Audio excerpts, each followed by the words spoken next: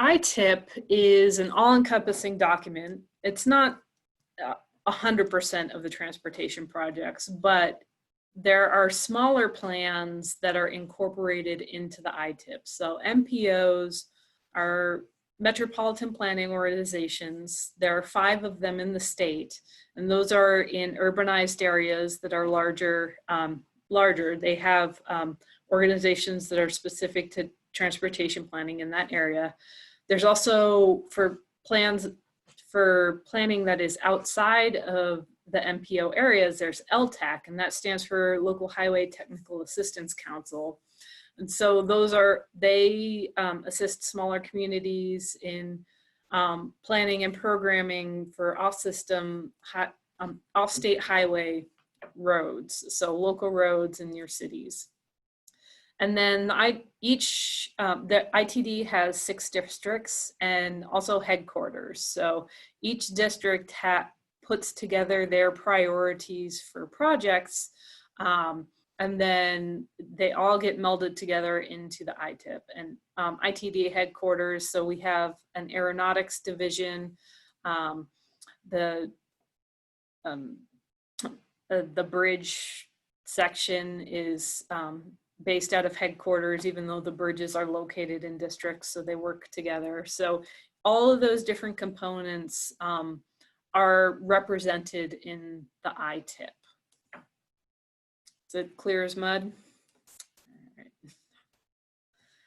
So you'll also see the acronym STIP. So STIP is the State Transportation Improvement Program, but it is the same data set. So we have certain requirements from the federal government on how to format the document for federal approval. Since a lot of our money comes from the federal government, we have to put it in a certain format for them. And so, but if you're really confused on what's the difference between the STIP and the ITIP, they're the same set of projects, they're just formatted differently. So in the STIP, that's the federal format, the financial projections are a little bit different. So it projects like a 2% cost increase for inflation, and it's formatted differently. The ITIP is something that the local planning organizations and ITD have agreed upon a format that's more accessible. So the cost is presented in present dollars, but it's also formatted, I think, to be a lot more readable. I know it's kind of a big, scary Excel table to people that, like I stare at Excel tables all the time. So, but if you're not somebody in the industry and there's so many acronyms, it's a pretty daunting document, but we try to make it as accessible as possible by, you can sort it in different ways, and I'll show you that in just a second. So the process of developing the ITIP, like I said, it's a 7-year plan, but since things change all the time and funding is different, it is updated annually. So in January, ITD publishes a funding projection for each of the MPOs, each of our districts, and the LTAC.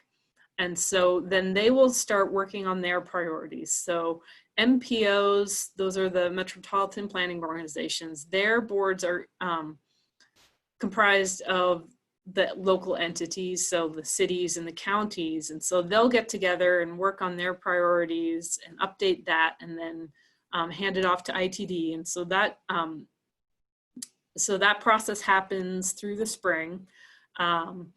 The Idaho Transportation Board, that's the head of the Idaho Transportation Department, they're appointed by the governor, and they, by law, have to approve the ITIP and the STIP. So they are involved in the process because they represent each of the districts. So they often hear from their constituents on what priorities should be. And so it's a really collaborative process on prioritizing different needs and shifting money around. And it's really intricate.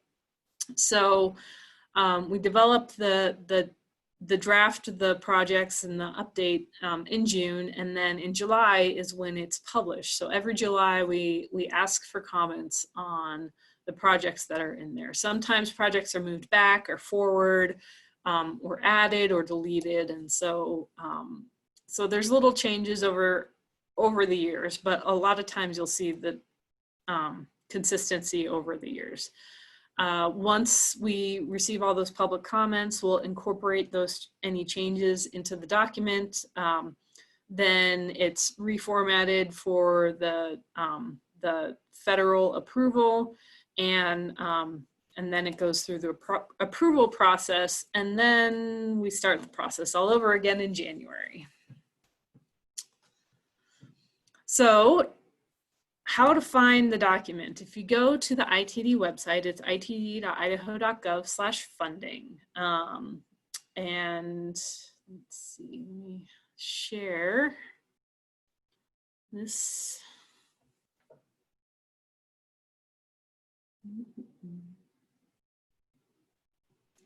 Find.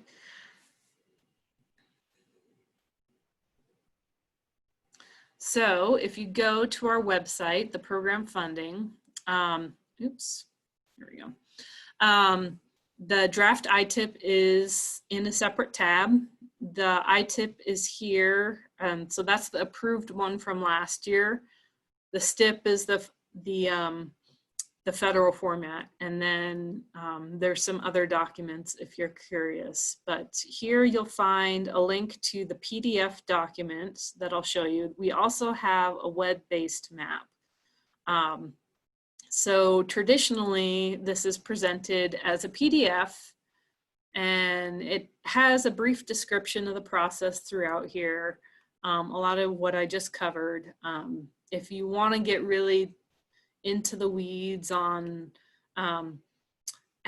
how that sausage is made, there is a more extensive document on the web page. If you scroll down to the bottom, it's the ITIP program manual, and that's a lengthy, detailed document if you really want to know how the process works. But this gives you the basic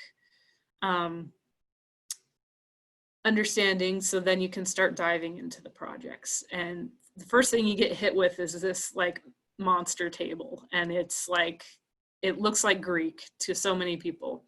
So this is just a summary of all the funding for all the projects, so you can just go ahead and skip down. But this is it gives you a key to all the different abbreviations. So program is transportation speak for funding. So these are, when we look at the different projects, they're all going to have a program. And so this is where the funding comes from. And that is mostly for the planners, so they know what requirements there are. But you'll see airports, you have bridge funding, operations, let's see, we have the STP. STP stands for surface transportation, so that's your highways. And so we'll have it broken out by local, rural, urban, safety, just so many different ones. And then here are some more for we have transportation alternatives, something that we like here in the Silver Linings, because that funds a lot of non-motorized transportation projects, as well as the transit abbreviations. So then this is the project list. And when you open up the basic document, it's going to sort the projects by IT district. But if you don't want to sort through this 200 pages of just endless things, there are other ways. So on the website, you can get the same document sorted by district, by county, by route. So this will tell you, like if you are only interested in Highway 33, you can just scroll to Highway 33 and see all of the projects on there. This is sorted by program. So all the airport program funding, the highways, and transit ones. But really what I think is most useful is we do have this web-based map. And so it's an interactive map where you can view all the different projects geospatially. And I will go, let's see if I can go back to the PowerPoint.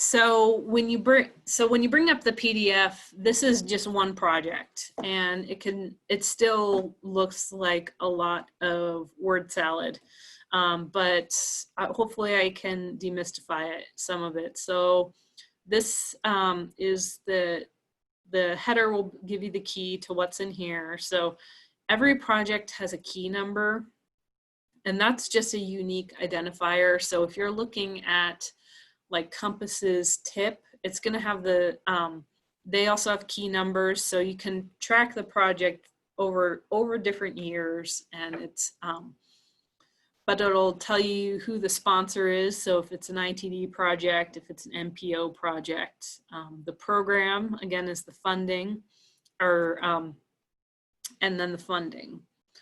It'll give you a brief description of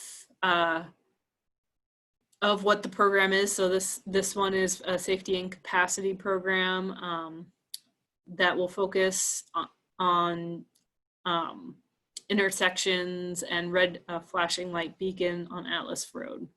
And then over here, it tells you the funding. So CN stands for construction. So you'll see in 2027, that's when this project construction will happen. PE is preliminary engineering. So in 2022, this is in thousands of dollars, so $145,000 will go to the engineering of the project. And then RW stands for right of way. So that is if we need to purchase additional land, like if we're in this instance, they may need to purchase just some extra feet on the side of the intersection or the road in order to install their safety improvements. So any questions so far? I have a question. Yeah. What is HES and NH? So again, that's the program. And Okay, so if we go, yeah, I mean, that's a perfect question. So if we go back to the PDF, let's see if I can find it. On that page 9 and 10, I'm scrolling the wrong way. Can you see the PDF, or is it still on the? It's still on your slideshow. Okay. I'm not quite a Zoom pro yet, so let's see, here we go. Share. So HES is, where,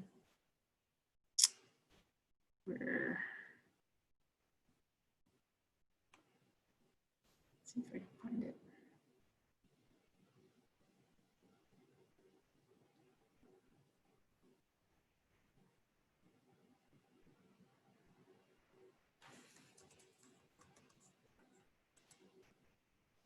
Oops, I'm just searching, and that did not work.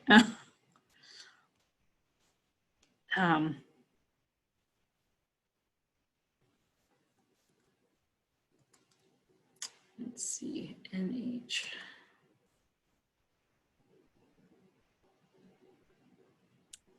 I just have to say, Margaret, this makes me feel better that you're having a hard time finding things in this document, because I have spent many hours and to see somebody who works in it every day, I feel a lot better about myself.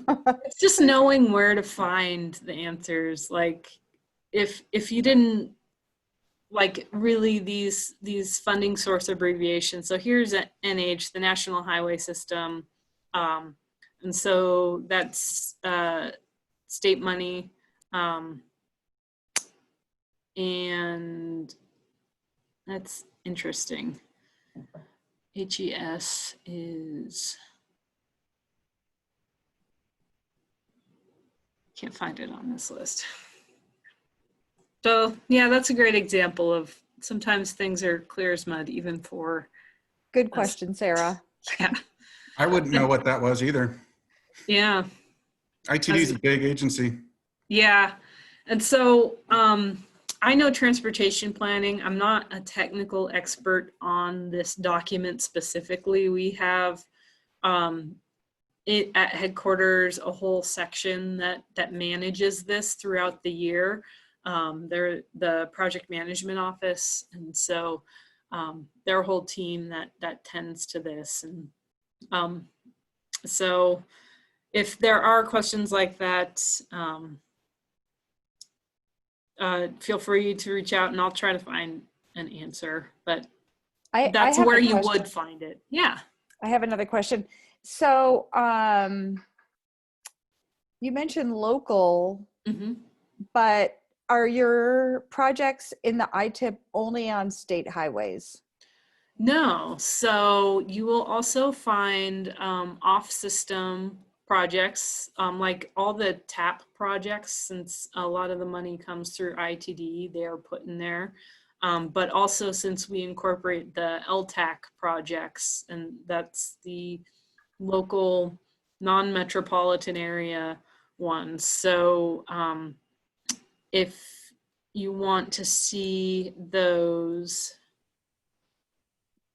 I'll just jump in. This is Amanda with LTAC. Oh, thanks. Any projects with federal funds comes through the ITIP. So since that's almost exclusively what LTAC manages, all of the LTAC projects are listed in the ITIP.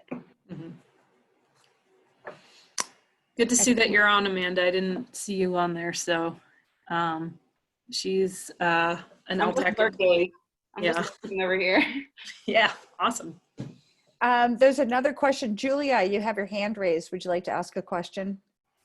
Yes, I was just wondering if they allocate any funding on each of these projects for community outreach to help with the planning process locally. And I know a lot of those communities that I work with don't have planning organizations or anything like that that look at those things.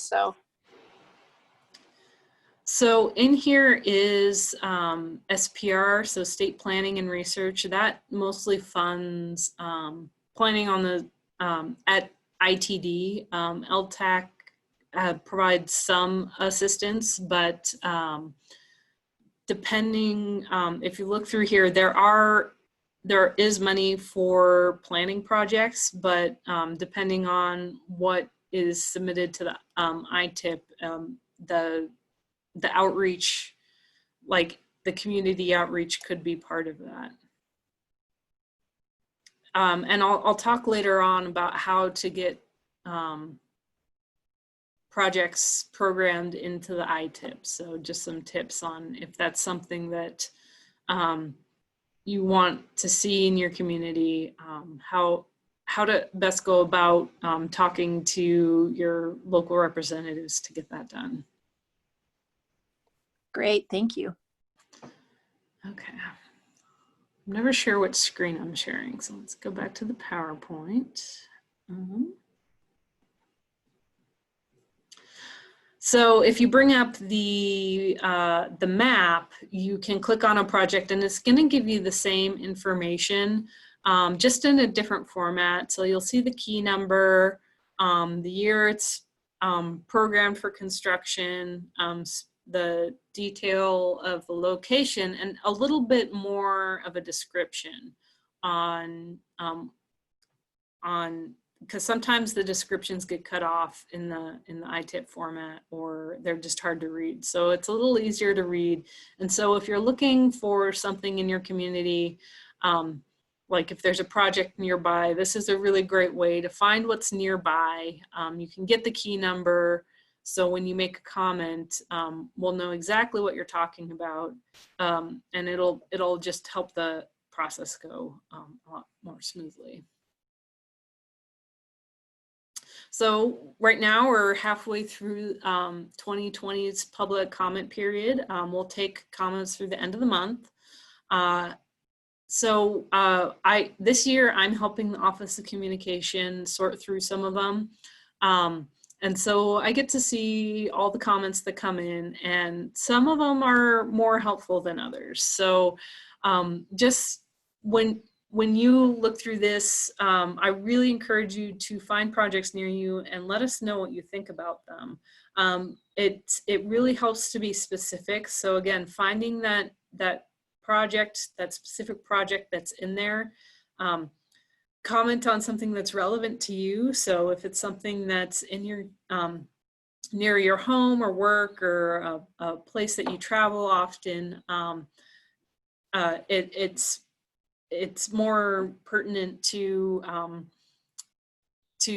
the comment, and it'll help us really focus on what a priority can be. But a lot of comments I've seen are too general. They don't explain why you support or oppose a project or what's being proposed. So here are two different examples from this year so far. So this first one, I hope right turn arrows will be installed on all intersections along 95, especially through Coeur d'Alene. I can understand how like they want to see this feature, but it doesn't help us unless we know specifically where. So the second comment here is it gives us a specific location.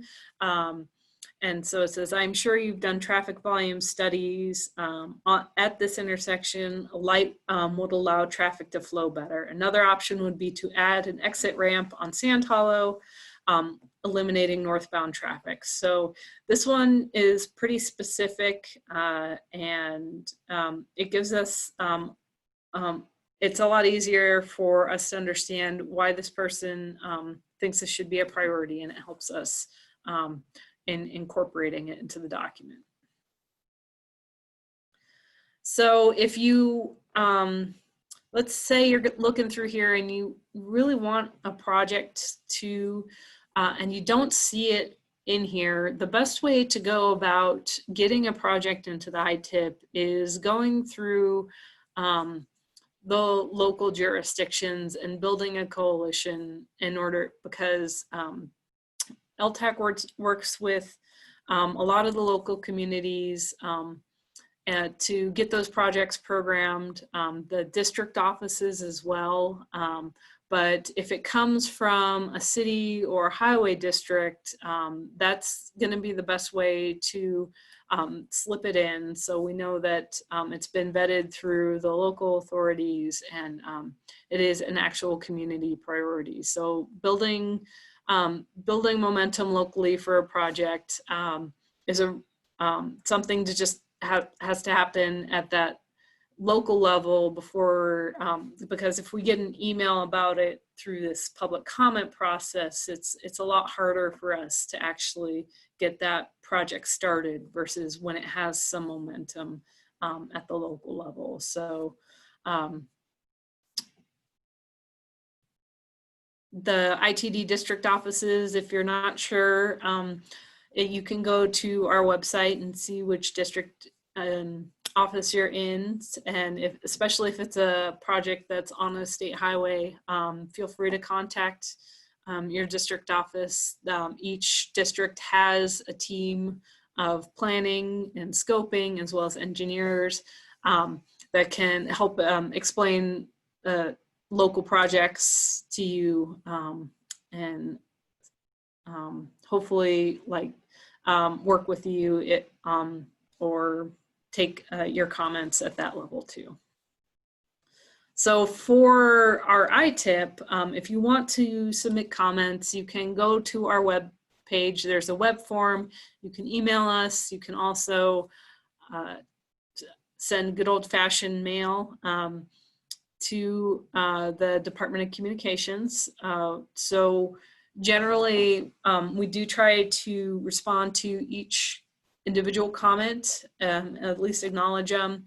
But if you have a specific question, we will work to get an answer to that. So there are a number of questions that come through. It just takes a while to sort all of them that come through and get them to the person in our organization that can answer it and then relay it back to you. So we generally answer questions in August, but if you have comments or anything like that, make sure you get it in by the end of the month, and it'll be vetted through the staff. So that's all I had about just how to read the ITIP. And so now we can just discuss any further questions. So I had a question that came in that I'd like to ask you, Margaret. The question is, what is the current budget for the ITIP? Let's take that, and let's say what is 1 year's annual budget? And then how much of the current budget is earmarked for bike ped improvements? Okay, that's a really great question. So on that first monster chart that I showed you, that's where the funding summary. So each year it's roughly $600 million that is programmed, and there are only a handful of programs that are specific to bike ped, and so that's the Transportation Alternatives Program that Ryan McDaniel manages, and so that's generally $3 or $4 million each year, and but there are often bicycle and pedestrian improvements that are incorporated into projects that are funded by different programs. So we don't have a specific funding target for bicycle and pedestrian improvements. So let's say a highway is being reconfigured and we're adding bike lanes and it's just repainting. We don't count that the cost of that paint separately than the entire project. So it's going to show up in the budget as a highway project, even though it has bicycle pedestrian amenities. It's hard, and one of the things that I've been asked to do is to get that number, because if you just look at our TAP funding, that's only a small picture of the number of projects that the non-motorized projects that we do fund. So there isn't, like I said, there's not a target. They're just incorporated into different programs.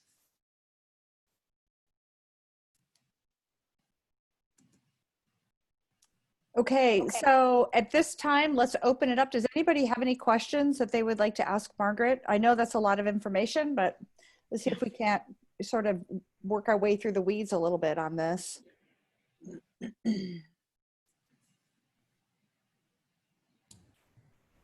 I'll go, and this is Ryan McDaniel.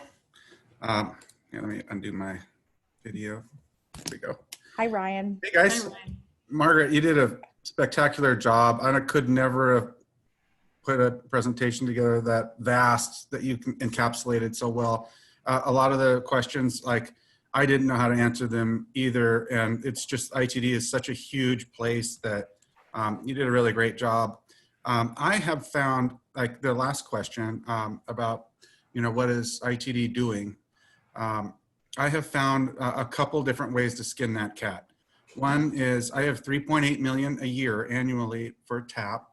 And that's one way to track ped bike improvements and what's been going on. But one time I found a way when I was asked to figure out how much a curb ramp costs, an ADA compliant curb ramp, because I manage that program. I was able to find that's called an urban approach, and we track the cost of every single urban approach as a line item, like it's got a number, like a filling would if at your dentist, or like a cap. And so we have people that track that. And so I was able to figure out how much an urban approach costs over the last 5 years by looking at the thousands that we had installed through our major highway programs. So if we were able to find a way theoretically to, I don't know, get like the bike lane code, you could skin that cat without holding its legs by processing it that way. And you could figure out what we've been doing in the past and then what we're doing in the future. And I don't really know how that is best handled, but there are a variety of different ways. But if you ask the staff at ITD, Margaret is a spectacular resource, and I'm always happy to help too. So I just really appreciate everything that you've done for this webinar, Margaret. My hat's off to you. Yeah. Really great job. Agreed. Thank you, Ryan. And thanks, Margaret. This is a big, hairy monster. And so that kind of leads me to asking this question. If I'm a small community and I look on this ITIP document and I see that from this mile marker to this mile marker on this state highway, you know, ITD is going to do something to the road. They're going to, maybe they're going to buy some right of way, or they're going to add a lane or a turning lane, or they're going to do something. And so I, as a jurisdiction, want to look at maybe sidewalk connectivity, or could we do a buffered bike lane instead of just a painted bike lane, or maybe a mid-block crossing because there's a school there or something like that. How does a community get the information needed to make that comment? That is really fantastic question, because I did want to show you either on the PDF or on the map. Let me share my screen again. There we go. You're going to see what type of project it is. And so I'm just going to scroll to a random page, and we'll probably be able to find a resurfacing project. So here is a resurfacing project in Genesee. And so this is where, that's where this project will rehabilitate the roadway. So that's where it'll tell you if they're going to be resurfacing. But if the mile marker isn't making a lot of sense to you, again, go to that this map, and you can zoom to community. I think if I check all of them, and it'll show you specifically the segment from where to where. And if you click on the line, here is, let's see, this is a wildlife crossing project. So that's not what we're looking for. Here's, I believe, this one on 200. So pavement preservation, seal coat. So if it's just a seal coat, generally not a lot can be done with right away or anything like that, because if you look down, there's not any additional right away. But especially depending on what year it's programmed, if the preliminary engineering has already been done, it might, I wouldn't say it's ever too late to start the conversation, but you can at least see where the projects are and when they are programmed. And the earlier is the better if you want to start that conversation. But if you know that that's coming, that's just like the best opening to a conversation, is say, I see that this is programmed in the ITIP, and I would like to understand, you know, what specifically is planned and how we might be able to modify that to better suit the community. So it sounds like from what you just said that by commenting, if a small jurisdiction sees a project in the ITIP, that's a good way for them to connect with ITD on a project to start a conversation. Is Yes. that okay? Yeah, if they haven't already been involved, because you will see that the sponsor sometimes is that local city, but if we're doing some pavement restoration, that's just routine, it's a great way to start the conversation if that's already budgeted in the ITIP. So, and then they could then work with ITD to get more information on the project. Cause you know, the devil's in the details on a lot of like pedestrian safety and so, okay, so good. So that's helpful. Does anybody have any other questions for Margaret? I do if nobody else does. Go for it. So where you are right now, you're showing the map, and I see across the top there's a slider bar where you can select the year. Yes. But what is the last option? Is that something that preliminary planning is happening within that time frame, or what does that mean? I believe so. So I don't know if anything. Oh, it still shows all of this. So it'll show you things if they don't necessarily have construction costs. Because I believe that the slider up here will show you the year it's slated for construction. So if it has preliminary engineering budgeted but not construction, that I think that's what that does. There are still some things on this map, like if you go on the local highways, there's nothing on there. So I need to ask our GIS department what's up with that. But so right now we have just the state highways portion of the map, because if you go to like the other programs, it's not going to it's not showing anything at the moment. Yeah. So We could spend an hour or more just on this GIS tool and how to effectively work in it. Because there's a ton of information in there. Oh yeah. Yeah. And then I looked at the comment form. It looks like it's just sort of like how you would comment on someone's webpage. It's like just one field. So do you encourage people to like gather their comments into a document and then paste it in, or comment per, project or whatnot? So if you want to comment on multiple projects, you can just go ahead and email that communications@itd.idaho.gov. All those comments just go to the same folder, and so they're all treated the same. So if you have multiple things you want to comment on, they'll be sorted, and we'll deal with that. So either way that works for you. If you have multiple comments, you can certainly just put them in one email. But if you make it clear that you're commenting on different projects by either putting the key number or location, that would help us out a ton. So, Margaret, does ITD, they want people to comment on projects, right? They want to hear from the public.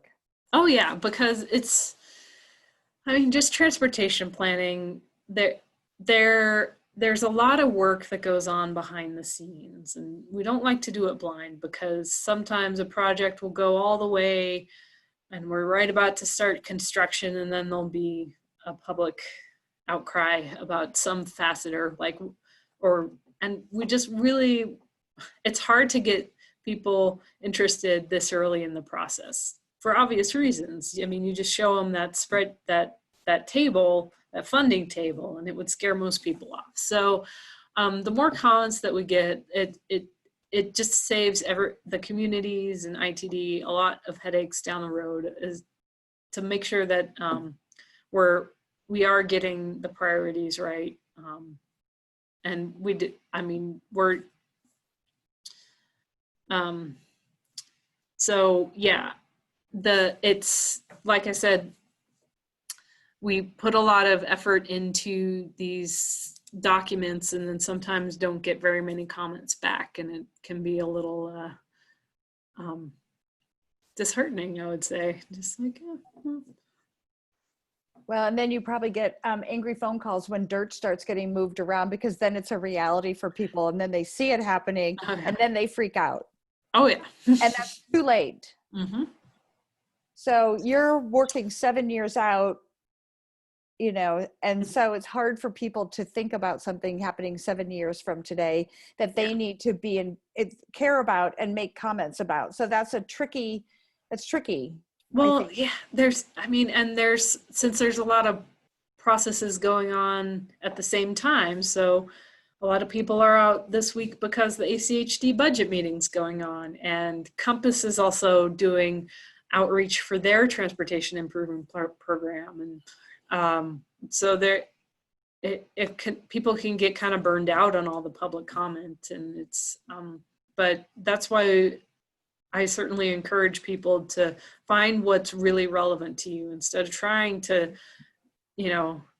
figure out what's happening in Sandpoint. Just find what's relevant to you and put together a comment that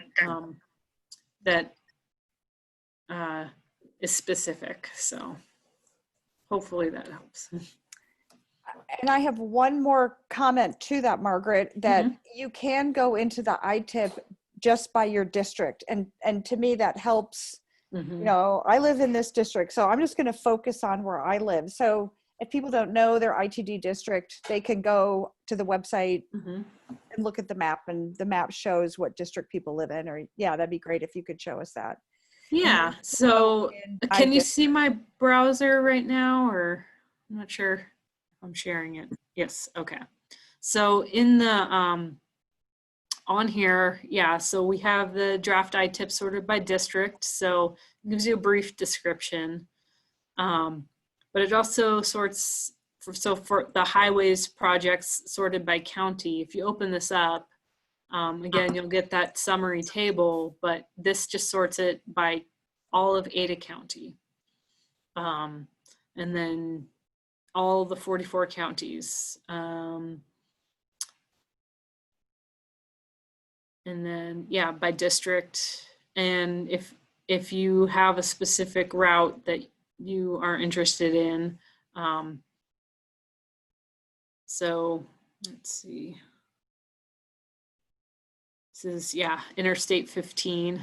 So it starts with the interstates and then goes to the state highways. So many different ways, and you can search. These are searchable documents. So bringing up the search, and let's search for Sandpoint. So that's another way to find things that are in your city.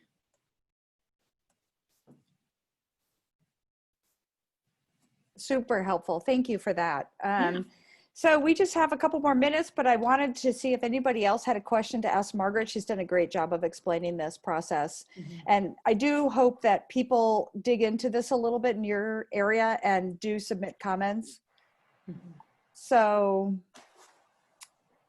I have, go ahead.